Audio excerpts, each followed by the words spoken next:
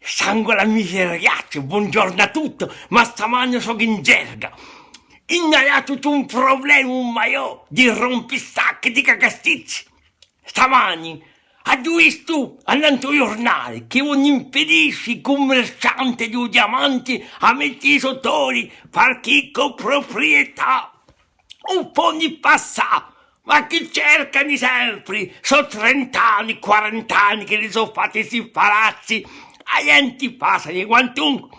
Come da fa, andare a mangiare, a me bistecca, andare a piome caffè, a leggere un giornale con i miei amici. Ma o di metta un obelix in cui i consiglieri generali in prefettura farei di mettere un obelix in cui i rompistacchi, i cagasticci, i sappacuglioni. La lista sarebbe troppo lunga, ma c'è sempre qualcosa. Allora, sono tutti all'altro iom, il ronson.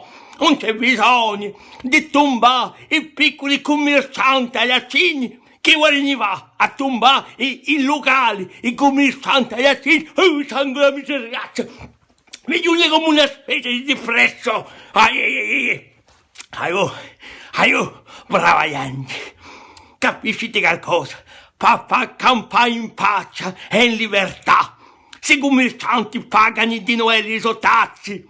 Ma chi volete tombare? Andate piuttosto all'altro iom, come si chiama, a Ronson. O di cercarsi i piccoli commercianti, i tinti lasciati le campane caelli, e lasciateci campano e di noi, in pace e in libertà.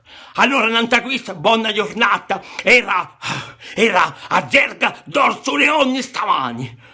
Sangue la miseriazza, buttare la copa,